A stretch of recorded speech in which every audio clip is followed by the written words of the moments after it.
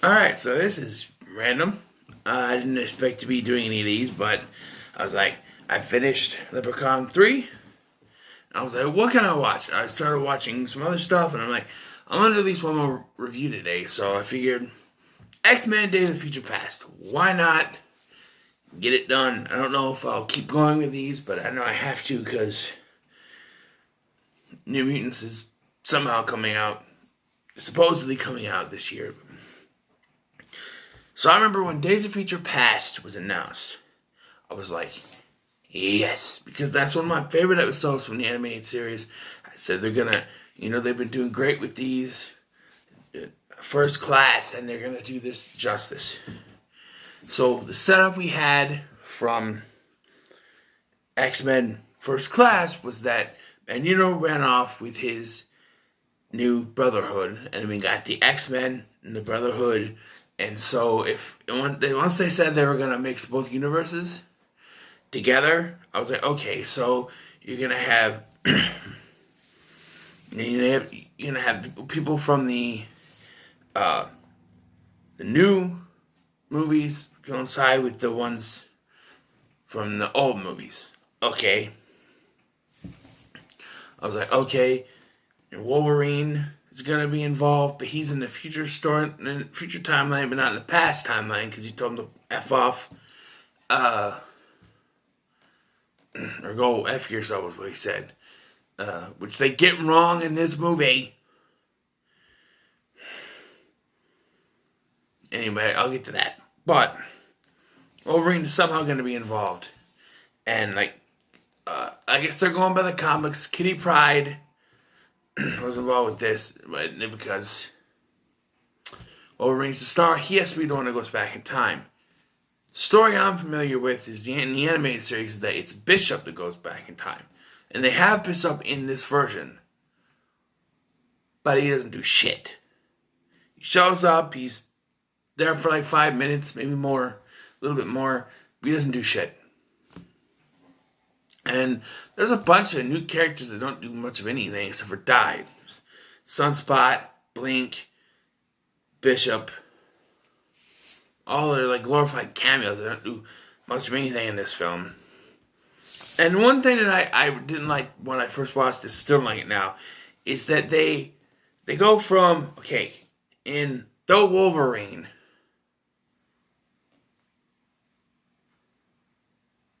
they set up this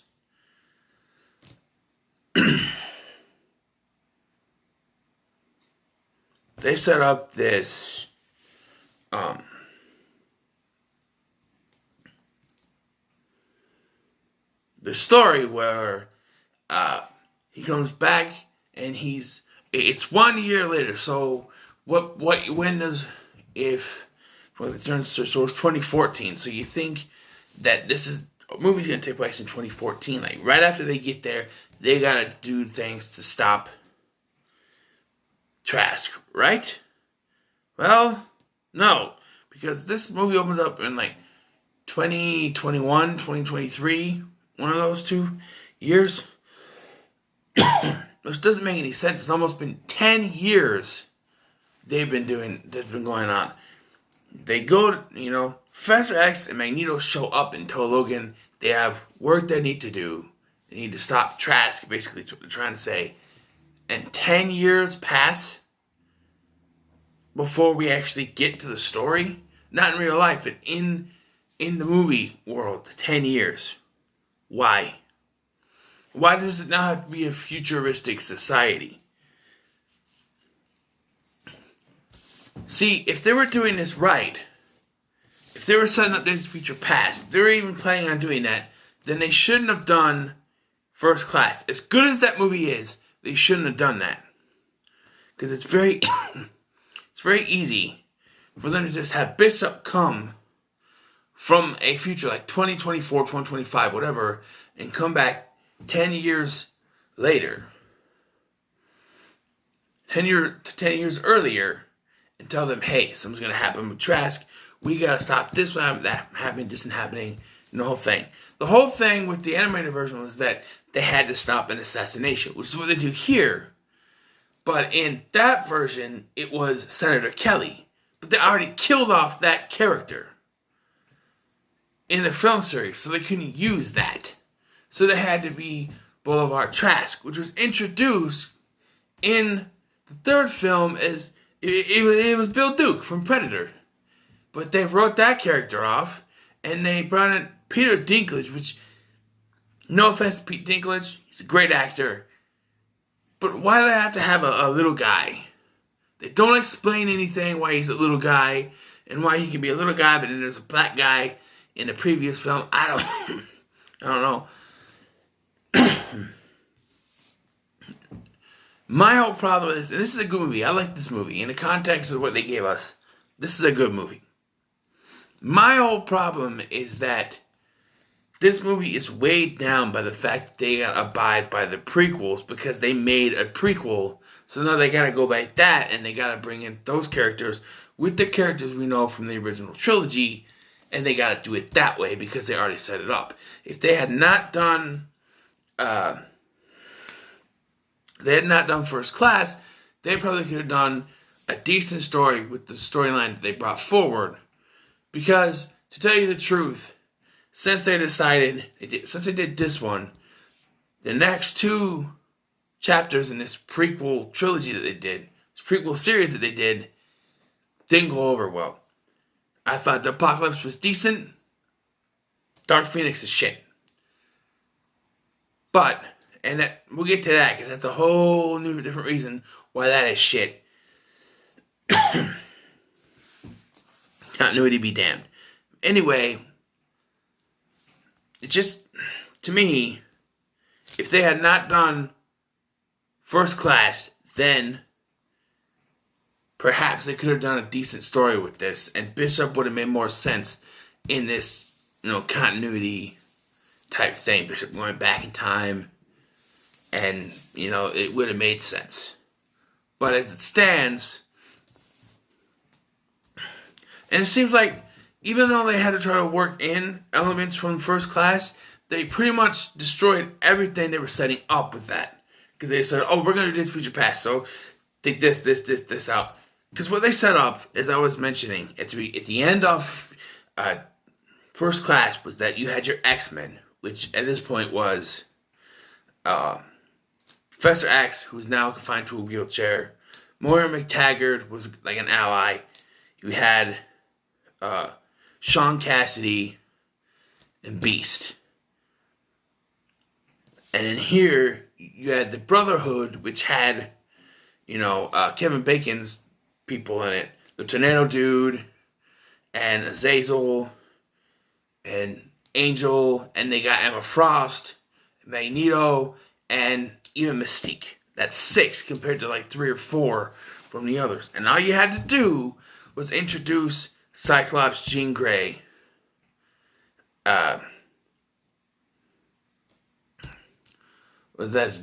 Cyclops, Jean Grey, and maybe a couple other ones that weren't, haven't been introduced, like Dazzler or, other earlier members even you could have brought in that could have walked out before the prequels to try to set, but no. All they had in mind with this, Bryan Singer said, hey, we could do Days of Future Past, and we can fix what we fucked up in X-Men The Last Stand. That's all this is going to be. We're gonna change the future. We're going to fix everything we fucked up in Days of Future Past. They don't even explain.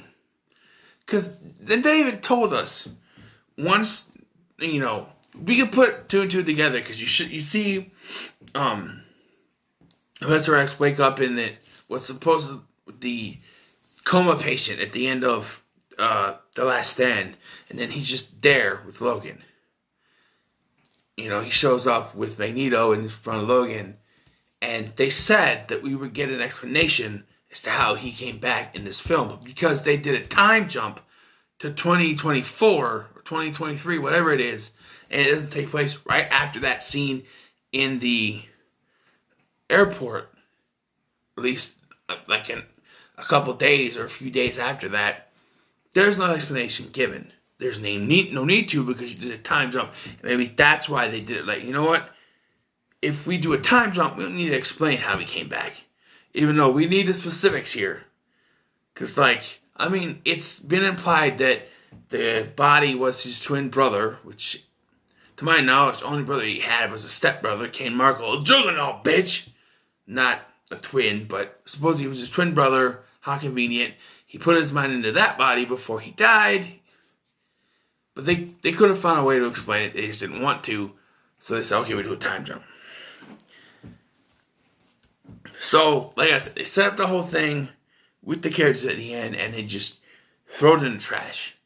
And they give us a throwaway scene where Mystique dresses, disguises herself as Trask and goes through files and shows us that almost every character, except for the important ones, like Sean Cassidy, Emma Frost, Angel, Azazel, the Tornado Guy, all dead because of experiments that Trask did on them. All dead.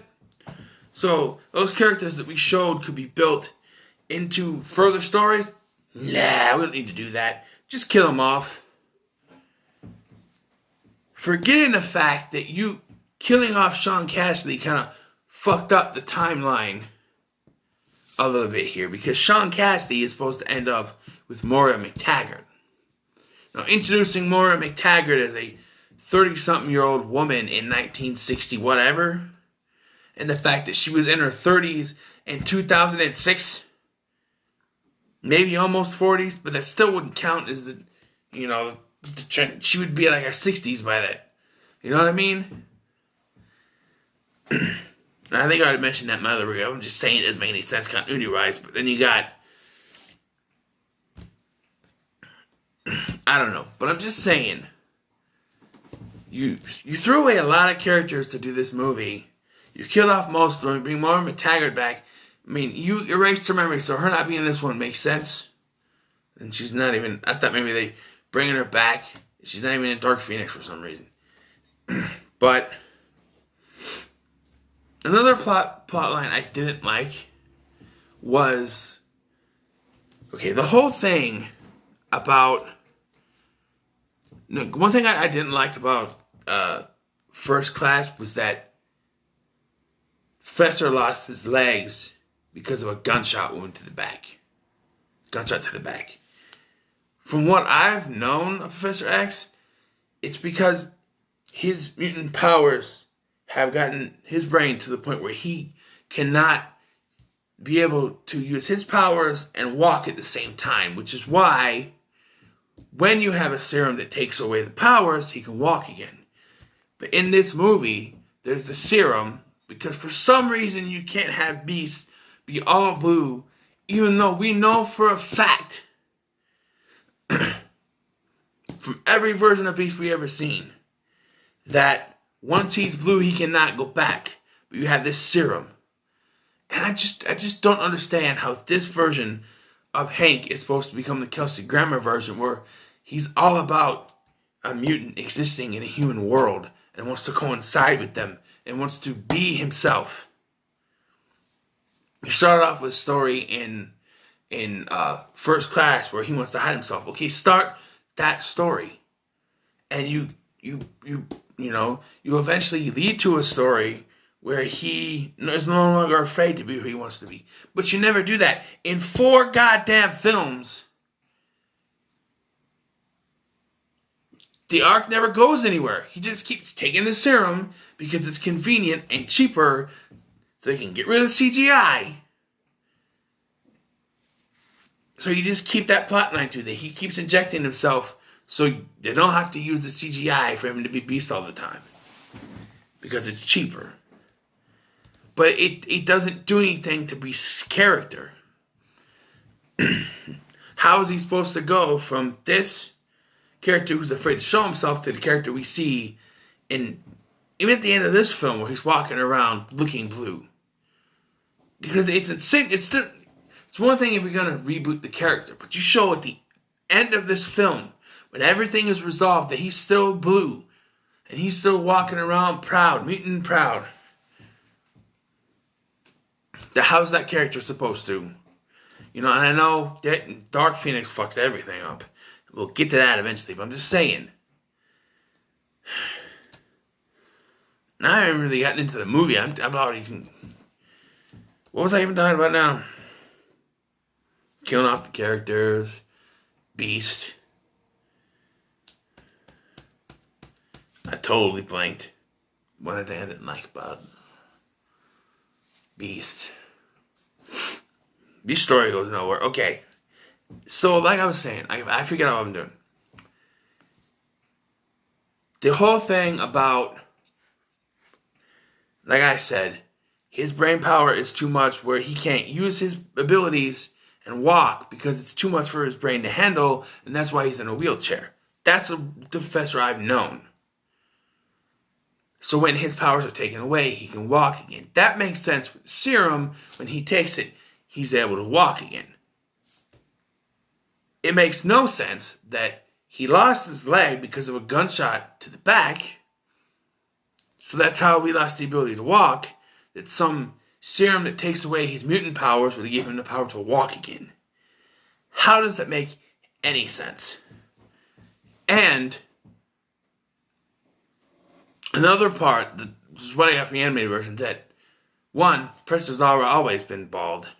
Like, even James McAvoy said when he went to audition, he shaved his head and they told him, no, you don't need to do that. Why? He's supposed to be bald. Like, I understand having James McAvoy that way. Maybe they're going for a younger version who's not bald. But by this version, he should be bald. But you have him looking like freaking John Fogerty from Creedence Clearwater Revival from back in 1970, whatever, with long hair and a beard. You introduce Quicksilver, a character that Logan claims to know, but we've never met in these installments before. Which Quicksilver's a pretty cool character. I'll give you that. That's pretty cool. But another thing that's been messed up is you put characters in situations that it doesn't make sense where these characters go from if this movie doesn't happen. Like, you got Magneto trapped in a prison in the Pentagon because he supposedly killed JFK. If Logan didn't come back in time and they didn't set that up for them to rescue him, there's no way he would go from being there to being the Magneto we know in the other movies. There's no way for that to connect. And even the way you have Mystique acting in this, where they have Mystique going after Trask. Well, where does her character go? After doing that and get her DNA taken for these Sentinels, which for some reason takes from 1973 all the way to 2023, fucking 30 years? Right? 73, 73 to 83... 83, 93, 93, 2003, 2000, 40 years for them to do this. You know, he's introducing these things in 1973, and they don't get out and rolling till 2023, or maybe even earlier. Like, when was the 2013? So 30 years.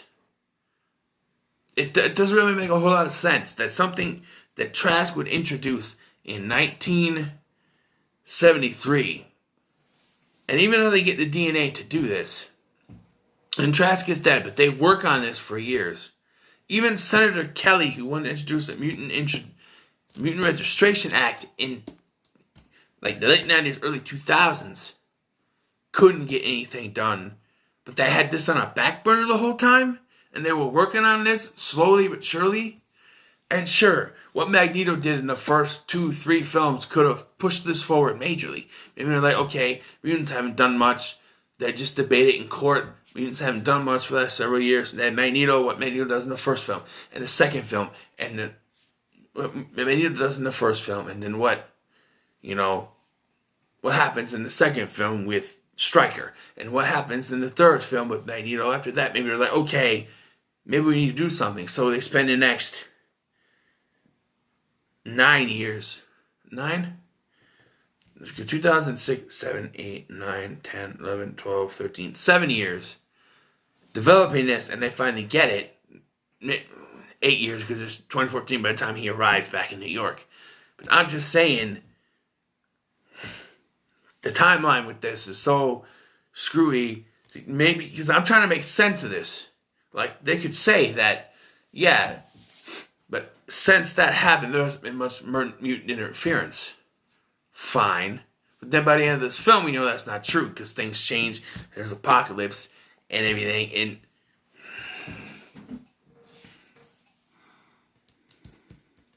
I just don't know. And I don't see where it connects that Magneto is stuck as a prisoner in the Pentagon. How does he get out of there if, one, his Brotherhood is dead? How does he hook up with Toad and Sabretooth? You know? And how does Mystique get back in there if she's gone rogue and is going to kill the dude? How does she escape? And that maybe this is how it would originally went. She escapes from Trask, then rescues Eric by disguising herself as a security guard to rescue him. They become a thing, and they meet up with Sabretooth. They meet up with Toad, you know? And they even show Toad in this film, with I think he's supposed to be Toad, very briefly, as one of the mutants that Mystique rescues, which is shown as a post-credit scene for Spider-Man, Amazing Spider-Man 2, which is confusing, because Amazing Spider-Man 2 was owned by Sony, and this is a Fox. But they allowed them to deal to put that in there, I guess, and for me, that was just taken away from what we could have had a post-credit scene for, which there's no building on that anyway. But I'm just saying, I talked about the Spider-Man movies, go watch my reviews, but to me, I know I pick apart movies that I like, so you're probably used to this, but I'm just saying, there's a lot of confusion when it comes to where we pick up with the characters from the previous film in this film, where we pick up with them. How are they supposed to get from there to what we saw in 2000 if this never happened? Because this film reboots the future after this. It's supposed to set up a new future where everything's okie dokie, even though that ends up getting fucked up later, but where everything is okie dokie and A-okay, and nothing bad happened to any of our main characters, and it kind of resets everything they did wrong with the third film. But if this movie didn't happen, but you expect, you know, if they didn't send Logan back in time to change this, how are they supposed to continue from this point in time? Because they even mention that this is how it happens. Like, she kills Trask, and then they take her DNA. But how does she get free? How does, she connect with Eric again? How do they get Sabretooth and Toad? It's confusing. And I'm saying right now, this is the theatrical version. I have the Rogue cut. I'm not going to review it. It's not much different other than they add Rogue into it. And there's a certain point where, there's the scene in here where Kitty gets shot. In the Rogue version, Rogue, takes Kitty's powers, and she continues doing it. Because she's got her powers back. And for some reason, that cure in the third one just didn't work at all anyway. And, we sort of see that with the end of the film where he sort of moves that thing, but I don't know. Then we get rebooted later anyway. And Logan. When Logan goes back, he's sent back to 1973, where I guess he didn't have his metal claws. And to me, I said this in my X-Men Origins Wolverine review, I don't like the bone claws. To me, in my mind, Wolverine never had claws until he got the procedure done. He just had super hearing, or healing, and superhuman senses. He never had no claws. To me, the bone claws are not canon for me. And they have them in this film again, and I was just like, you're trying to retcon things. Get rid of the stupid fucking bone claws. They're stupid. I don't like them. That's the one stupid thing they kept from X-Men Origins Wolverine was the bone claws. You're trying to retcon a series and make it better, and you keep the fucking bone claws. Here's the thing that I don't understand. By the end of the Wolverine, he has the bone claws again, which I roll my eyes at, of course. But when you start in this film, he's got the metal ones back. And I was like, yes, they're just going to gloss over it. And they sent him back to 1973 and he's got bone claws again. It's like, no, you had it. And then you get rid of it. And you bone. Ugh. I hate the bone claws. I just hate them. So, here lies the problem with Logan going back in time. He goes back to 1973 to a life he never knew because it was before he had the procedure done and lost his memory. And yes, I'm saying it was the procedure that took his memory away because that's what I grew up on. Not some adamantium bullet that he was shot 2 times within the head that took his memory away. It was the procedure that took his memory away. So that's what I'm going by. And they even kind of go by that in the next installment anyway. So I'm sticking with that. So he just, he's told where, he's told where he needs to go. But he doesn't remember where he was at the time when he goes back. That's dangerous. What if he's in a war? What if he's in a battle? What if he was being attacked by people in 1973? Who knows? What if they send him back to 1973 at a time where he's about to get shot at? Now I know he has healing powers, but come on. I'm just saying. It could be dangerous. And it's Wolverine, I know, fine, he can heal, whatever. But it's still dangerous. He's like a bodyguard for someone's daughter, and they slept together. It's very Logan-like. And then he tracks down Professor X, and like I said, I'm not going to go back over this again. But they don't have their powers. I don't know why they do the Professor thing where he has to not have his powers. It's convenient, I guess. I don't know. And then Beast doesn't have his powers because they don't want to pay for CGI. And then they track down Quicksilver, who helps them out and get Eric out. And then Eric almost causes the plane to crash for some reason. And then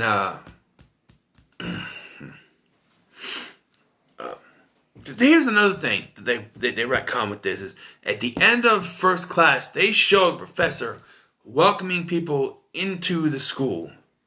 And then when they pick up here, it's just gone.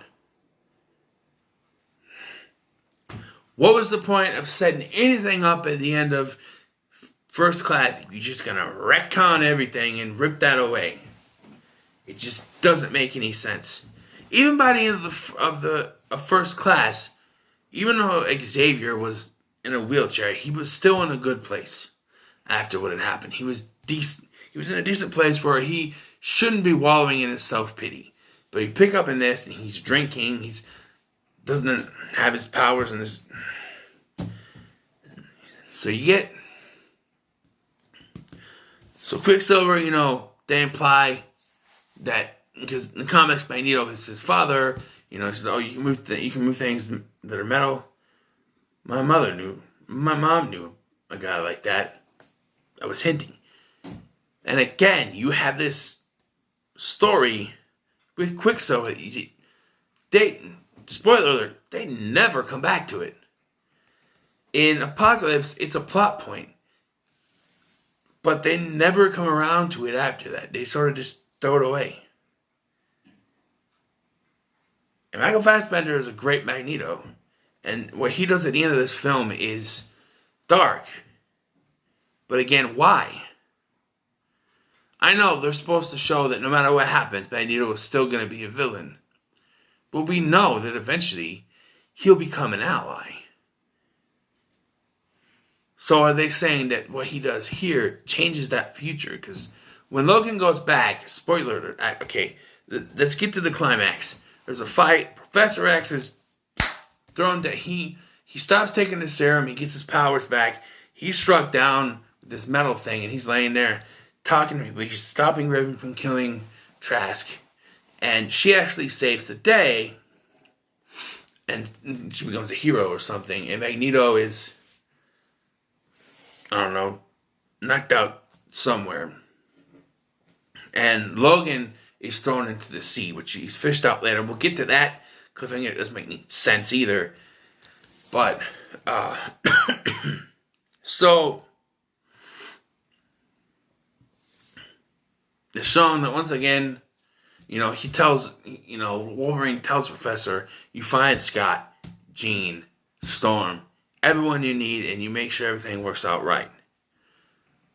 And he's thrust into the ocean or whatever, and he almost drowns, but he wakes up in the future, of course, and everyone is there.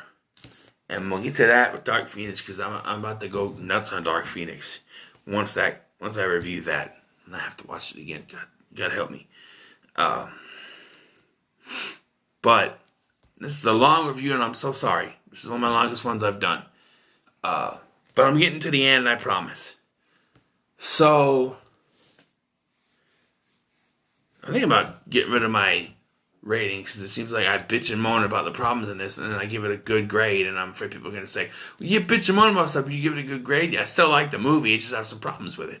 Because I'm going to give this one isn't great. Disappointing, spoiler alert. But anyway, so after he comes to the future, he sees that everyone he knows is still alive. Beast, Rogue, Colossus, Kitty, Iceman, Jean, Scott. And then he talks to Professor X, and Professor X is like, don't you have a class to teach? A class? Yes, history. I need a little help with that. What part? Everything from 1973. Everything after 1973. And that's when Professor realizes that it's the Logan that he met in 1973 that is now back. And this is a happy ending. And then they get a confusing plotline, which it wouldn't be confusing if they didn't do this last little bit at the end, because it makes no sense. Professor X says, what's the last thing you remember? He says, drowning. They cut back to 1973, and they fish him out of the water. They take the metal pieces out, and he's laying there. And they said, what do we do, Major Stryker? And he said something. I'll take it from here, is what he says. He turns around, and for a second I'm watching this, I'm like, okay, maybe they don't do it, because it looks like he just stopped here. But they do, and they flash his eyes yellow, so it's Mystique. But they never come back to this. They never come back to this. It's never mentioned again. In fact, when we see Logan in Apocalypse,